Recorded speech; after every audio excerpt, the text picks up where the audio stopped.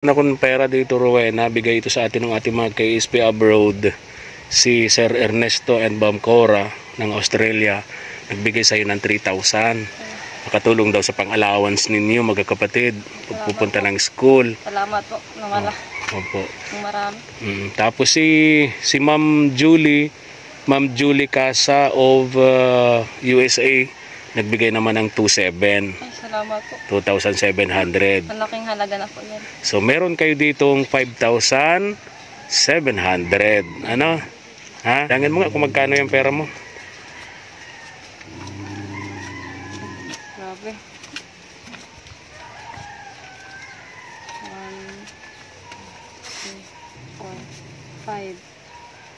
5,700. Ha? 5,700. Ayun. Ngayon ako nakahawak ng ganito kahalaga.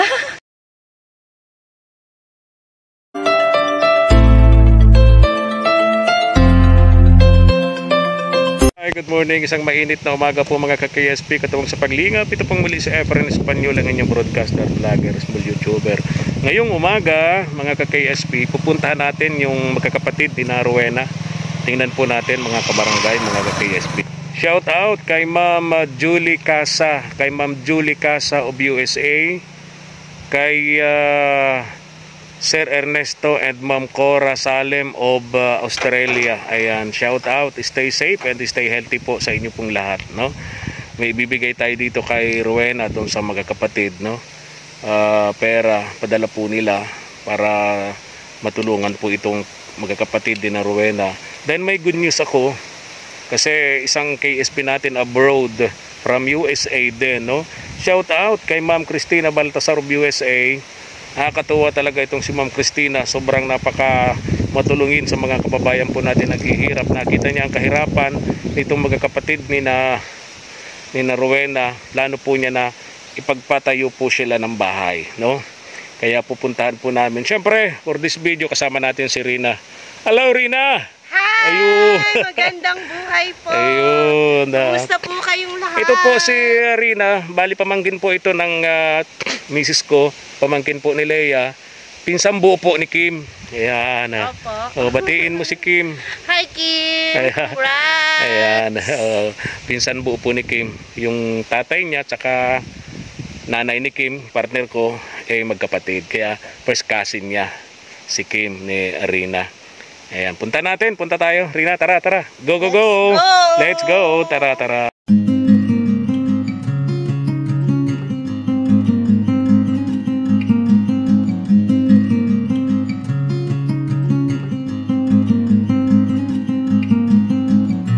Mga KSP, ang bahay nila. Pangatlong balik na natin dito dito sa bahay nila. Ito siguro yung mga kapatid ni Rowena. Hello! Good morning! Kumusta kayo? Ayos lang po. Ikaw si? Rachel po. Ikaw? Russell. Kayo yung kambal? Opo. Kayo yung kambal. Parang mas malaki ikaw kaysa dito kay Russell. Pero kambal kayo. Opo, ako po yung unang Ikaw yung unang nilabas. So ate ka nito ni Russel. Anong grade nyo na ne? grade 7 po. Grade 7. First year high school. Pumasok na kayo? Opo. Okay, mga kapatid po ito ni Rowena. So bali kayo ang sumunod kay ate nyo, ano? Kay ate Rowena nyo, ano? Kayo ang sumunod? Okay. Kumusta? Nakapasok na kayo ng school? Opo. Very good. Saan si ate nyo? Lalaba po. Hindi po agad. Tingnan ko ha. Dali lang ha, nag-aaral kayo? Opo. Very good. Okay, hello, good morning. Good morning, Rowena. Kumusta? Ha? Dami labahan. Ba't yan ka naglalaba? Dati sa ilog, ha? Ano po kasi may baha po ang ilog tapos parang ulan. Delikado po sa amin. Baka po mabutan kami ng baha. Okay. Okay ba yung balon yung yan? Ano po, nang mababaw na po ang tubig, mapagod na po magparaan sa lubid. Yung sa lubid. Kaya po, sa ilog po sana kami malaba ngayon kaso nga po baka maabutan kami ng baha. Oo. Madala yung mga labahan natin. Di ba yung labahan, madala. Oo. Huwag ka lang. Okay. Ano? Kumusta yung isang linggong simula nung pagpasok niyo sa eskwela? Ayos naman po. Okay naman. Na-survive naman po namin. Survive naman. Dito na yung dalawang kapatid, ano? Opo. Kaya pakasipag naman yung pati itong kapatid mo, ano? Opo. Kompleto na ang gamit nila. Ano po, kulang pa sila ng sapatos Oh, at pamasahe lang talaga. talagang yun ang problema nyo araw-araw, ano? Opo. Oo, yun ang problema nyo araw-araw. Kayong tatlo, magkano pamasahe nyo araw-araw? Yan po, yung dalawa po ay 60 pesos, tig 60 po sila. 120? Opo, di ba, 120. Tapos ako po ay 150. Oh, my goodness. Laki din pala talaga ng Dati kailangan. po 200, magastos ako. Pero ngayon, titipid-tipid na po at nakaya. May Talaga. dalawa na po kaming kambal na nagbabiyahe. Oo. Kung dati po ay malaki po yung akin, na elementary pa lang sila, mahirap po kasi ngayon kasi biyahe ng biyahe. Oo. Yung tricycle po ay 15. Nako. Ang layo nitong lugar talaga nila mga ka-KSP, no?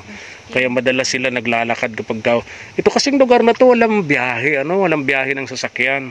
Merong mga tricycle pa extra, di ba? Kaya mahal ang singil, ano? Pagka walang tricycle na may extra diyan, naglalakad na lang kayo. Malayong sobra. Ilang kilometro mula dito hanggang doon sa labasan, hanggang sa school ng mga bata? 5 po ato. Sus ko po, sobrang layo nga nito. Di ba? Saka bukod ron, yung kalsada, yung papunta rito, maganda sana yung kalsada, pero yung mga bahay ay kukunti, no? Kaya kung ano man ang mangyari sa iyo, kasi puro gubat yung yung panabi ng kalsada, napakadelikado. Hiwa-hiwa Puro na. kakahuyan. Umalis na pala po dyan yung mga sundalo. Eh wala nang bantay sa inyo. Sinunog na po yung mga nila, tira Malis na sila, glipat sila ng lugar. sila.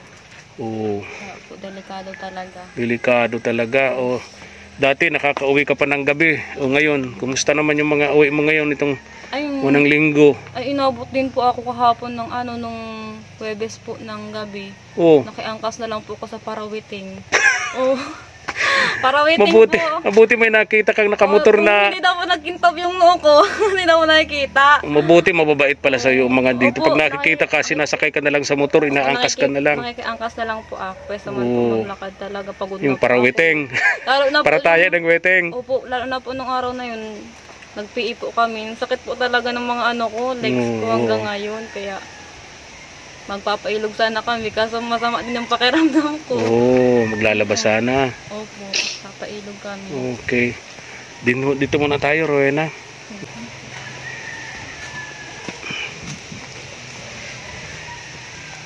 Sinong matalino sa inyong dalawa?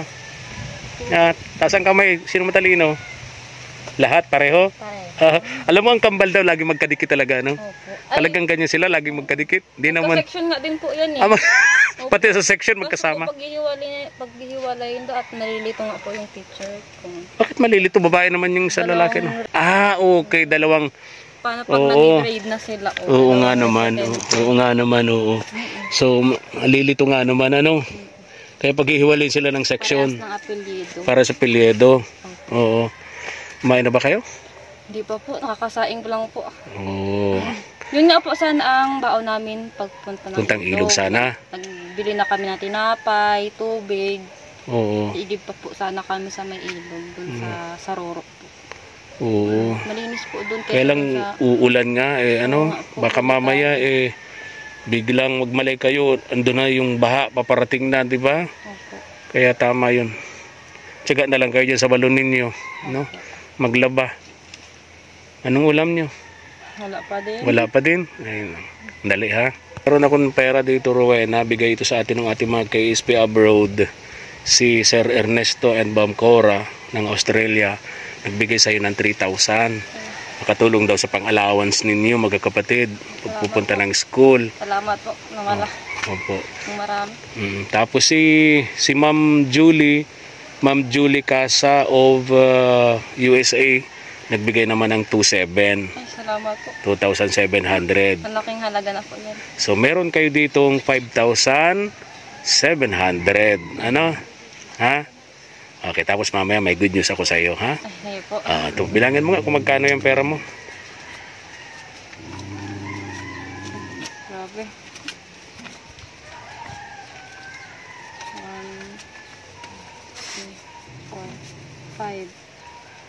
5,700. Ha? 5,700. Ayun.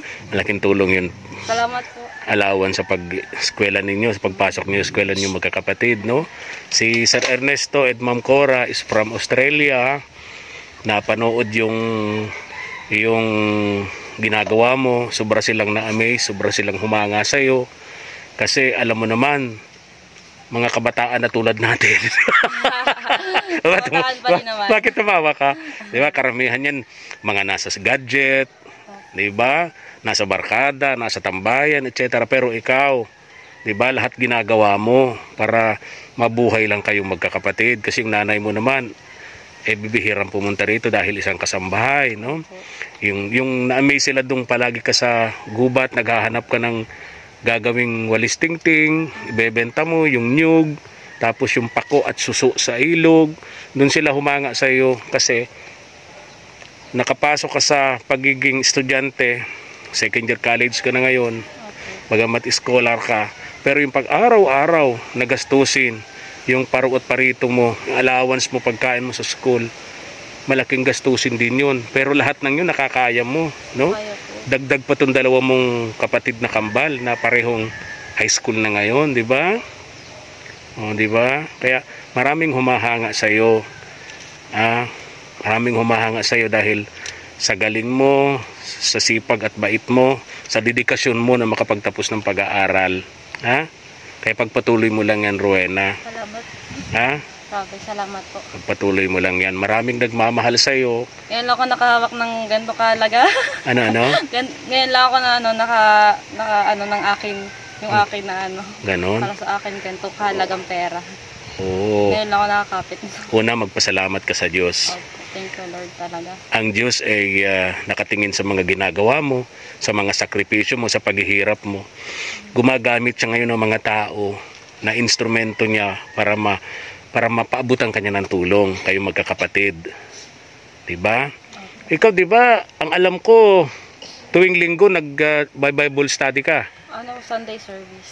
Sunday service. Opo. Anong oras yun? 9:30 to 12. 9:30 to 12? Tapos may Tagal. fellowship pa po kami ng 1 to 4. Oh, di halos maghapon ka sa... May practice pa po kami pag music team. Magaling ka daw kumanta sa chapel nyo. Ay, May nagsabi sa akin, may nagbulong sa akin. sino po?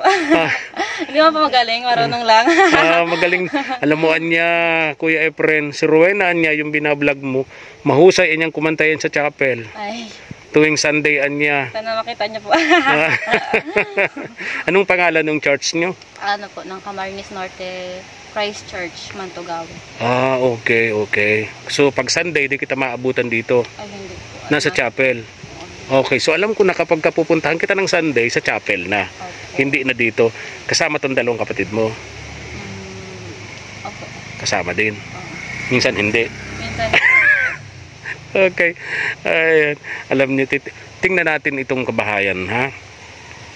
Tingnan natin, ha? Pwede? sige po, pasok po. Para makita Pasok po natin. ulit. At may mga tubiin pa din ako.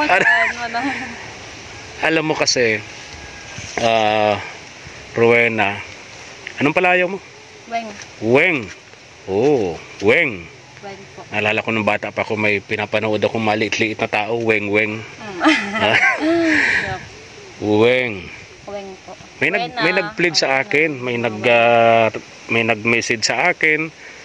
Mahanga din siya sa iyo sa kabaitan mo at dedikasyon mo para maging maayos ang buhay ninyo, no? Makatapos ka ng pag-aaral. Ang sabi niya, nakita yung sira-sirang bahay niyo. Ang sabi niya, tingnan ko daw kung papaano kayo matutulungan na maipagawa itong bahay niyo. Ha? Kaya titingnan natin uli, ha?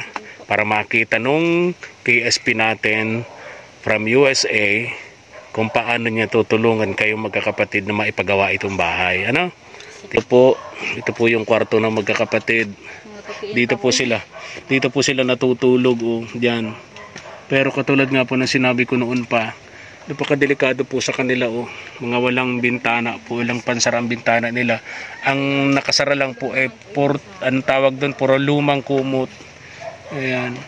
Kaya anytime po kapag may masamang loob na pupunta rito, papasukin sila. Mapapasok ito magkakapatid. Kasi nga wala nga pong pintuan. Napaka delikado po. sa kanila, lalo itong dalawa. Ito babae pareho yung magkapatid, no? Kaya nakakapag-alala din para sa kanilang magkakapatid, no? Na ganito ang bahay nila, walang kaayusan, walang kasiguruhan, no? Yung safety nila magkakapatid lalo sa gabi, napakahirap, no? Kaya yung isang KSP natin from USA, si Ma'am Christina, ang sabi niya sa akin, tingnan ko daw kung paano niya ito matutulungan na maipagawa itong bahay na ito para sa magkakapatid na ito. At least nakilala natin tong kambal, no, Rowena? Oo nga. So, ang galaw-galawin ay... Ha? Ano? Ang galaw-galawin ay Pang Mr. Philippines? Hindi naman yata. Hindi naman. Hindi naman. Ganda naman po yan. Oo naman. Oo. Po yan. Ha? Kulot po. Kulot. Kulot pala si Rachel. Ito naman si Tutoy. Russell. Nakakalito nga. Rachel. Russell. Tapos pare apelyido, pare pa section. Opo. Mawawinda nga yung teacher. Kawawa man. Mahirap. Baka magkapalitan ng score. Opo. So ngayong pasukan, second year ka na. Galing. Ito si Rowena, mga ka-KSP katabang sa paglingap. Ang kanyang kurso ay BS DevCom. BS DevCom. Plano din niyang maging broadcaster. Master ng Pilipinas. Plano din niyang maging broadcaster, maging announcer. Magaling daw ang boses mo talaga Sabi nung nag-message sa akin Ay. Ano ba yung kinakanta mo? Ay, pang mga simbahan lang. Anong halimbawa yung mga kanta sa simbahan na kinakanta mo? Ano po?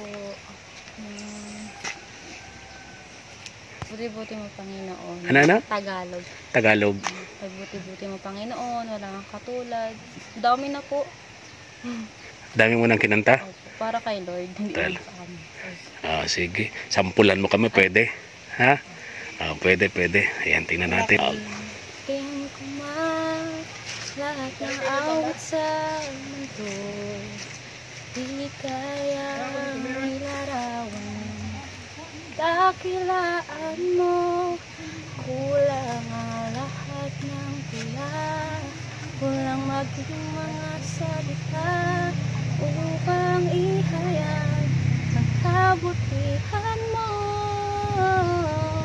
Wala kang katulad, wala nang hihigit sa'yo, wala kang katulad, wala nang makapantay sa'yo.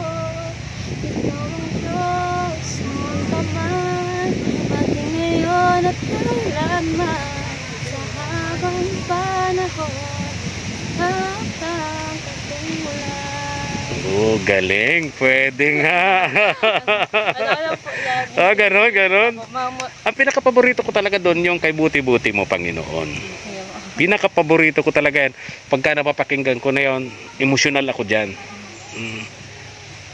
Buti-buti mo, Panginoon, sa lahat ng oras, sa bawat araw. Kay laging tapat kong magmahal. Ang iyong kaawin ay magpawalang hanggan. Pinupuri, sinasamba kita, dakilang Diyos at Panginoon. Tunay nang ika'y walang katulad, tunay nang ika'y di nagbabago. Mabuti ang Diyos, sa atin ay nagmamahal. Ang galing.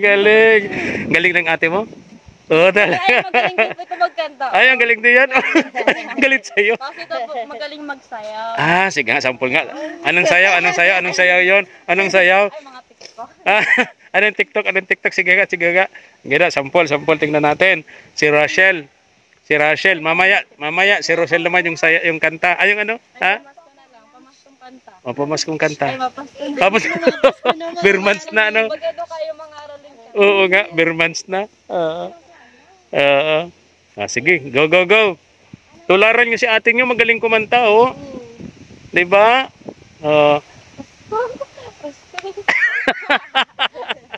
Pasko, Pasko. Paulit-ulit lang yung Pasko. Ay, naka. Sige, walang pilitin. Baka magalit sa'yo dalawang kapatid mo. Pagtulungan ka. Baka mag-wilga yung dalawa. Sige na. Oh, 'di ba ang ganda pag nakangiti, oh, 'di ba ang ganda niya, oh. Oh, 'di ba? Sino maganda? Ikaw si ate. Ha? Ganon, ha? Okay. Oh, susunod na balik ko. Baka ayos na natin yung bahay ninyo. Tapos may nag-promise sa akin, bibigyan ka raw ng cellphone para makatulong sa pag-aaral mo. Salamat. Ha? Para makatulong sa pag-aaral mo. Ano? Opo. Ay, meron po kami dyan ng cellphone, sa keypad po. Walang Lang po talaga. walang camera. Text Meron naman pong camera kaso pang 1997. text tawag lang. Text tawag. 1998. Ganun. Mga ano pa, Ano, ganyan. panahon pa ng unang labas, di ba? At least meron ko pang communication, ano? Very good. Yan. Sabi ni Ma'am Christina, half body. So, pwedeng gawin natin tulad ng mga ginagawa natin. Semento yung ibaba, Ardeplex yung body, yero yung bubong.